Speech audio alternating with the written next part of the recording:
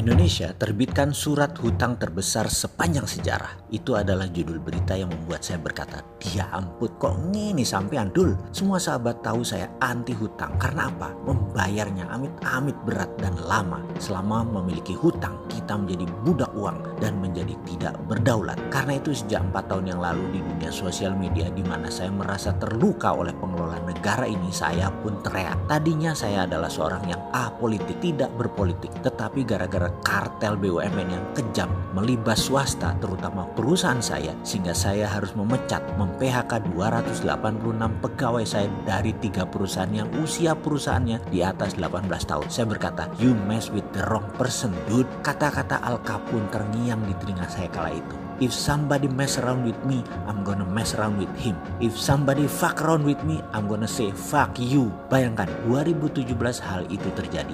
Lebaran 2019 mereka ke rumah halal bihalal pada saat lebaran.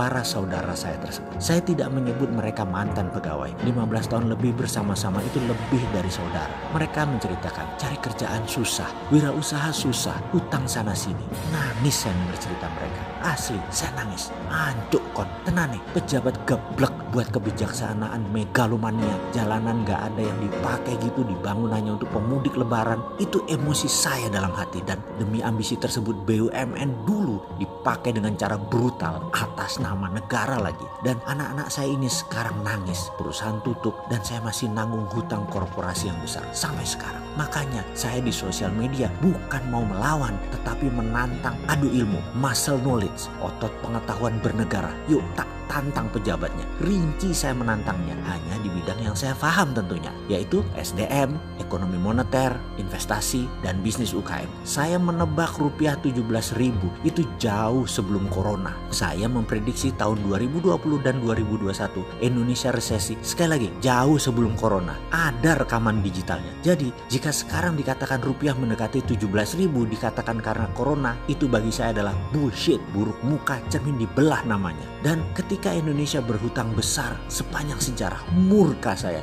Lu pejabat, tahu nggak pedihnya nyaur nyicil hutang? Siapa yang bayar nanti?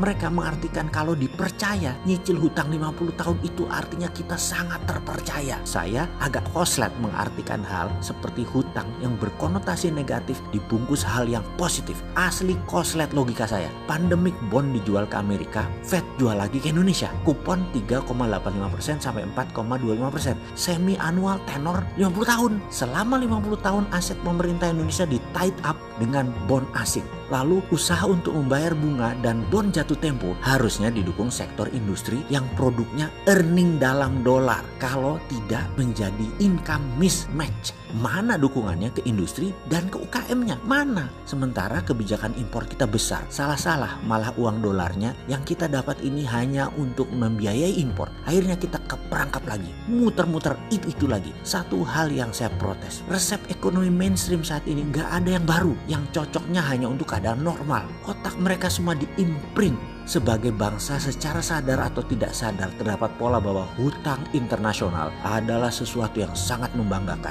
Karena artinya Indonesia masih dipercaya secara internasional. Kok gitu mikirnya? Itu memalukan. Ngutang itu bukan hal yang membanggakan, itu memalukan. Maaf ya, saya menggunakan kata-kata keras. Karena di muscle knowledge yang lain ada cara yang gak perlu ngutang.